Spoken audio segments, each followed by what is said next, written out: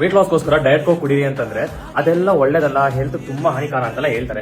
ಅದನ್ನ ಹೇಳ್ಬಿಟ್ಟು ಚೆನ್ನಾಗಿ burger, pizza, pasta, extra sauce, cheese ಅಂತ ಹೇಳ್ಕೊಂಡು ಚೆನ್ನಾಗಿ ಬ್ಯಾಟಿಂಗ್ ಮಾಡ್ತಾರೆ. ಇದೆಲ್ಲ ಹೆಂಗೆ ನ್ಯಾಯ? ಆರ್ಟಿಫಿಷಿಯಲ್ ಸ್ವೀಟ್ನೆಸ್ ಬಗ್ಗೆ ಮಾತಾಡೋಣ. ಆರ್ಟಿಫಿಷಿಯಲ್ ಅಂತ ವರ್ಡ್ ನೋಡ್ತಾ ಇದ್ದಂಗೆ ಎಷ್ಟೊಂದು ಜನಕ್ಕೆ ಭಯ ಆಗ್ಬಿಡುತ್ತೆ, ಓ ಏನೋ ಕೆಮಿಕಲ್ಸ್ ಆಗ್ತದೆ ಅಂತ. ಆದ್ರೆ ನಾವ್ ತಿಂತಿರೋ ಎಲ್ಲಾ ಊಟದಲ್ಲಿ, ಎಸ್ಪೆಷಲಿ ನೀವು ಆಚೆ ಹೋಗಿ ಜಂಕ್ ಫುಡ್ ತಿಂದಾಗ ಅದರಲ್ಲೂ ಆರ್ಟಿಫಿಷಿಯಲ್ ಕೆಮಿಕಲ್ಸ್ ಇದ್ದೇ ಇರುತ್ತೆ. ಹಂಗಂತ ನೀವು ಊಟ ಮಾಡೋದ್ ಬಿಟ್ಬಿಡ್ತೀರಾ? ಇಲ್ಲ ತಾನೆ. ಆಚೆ ಜಂಕ್ ಫುಡ್ಸ್ ಎಲ್ಲ ತಿನ್ನಬಾರ್ದು ಅಂತ ಹೇಳಿದ್ರೆ ನೀವೇನಂತ ಹೇಳ್ತೀರಾ? ಎಲ್ಲ ಮಾಡರೇಷನ್ ಓಕೆ ಅಂತ ಹೇಳ್ತೀರಾ.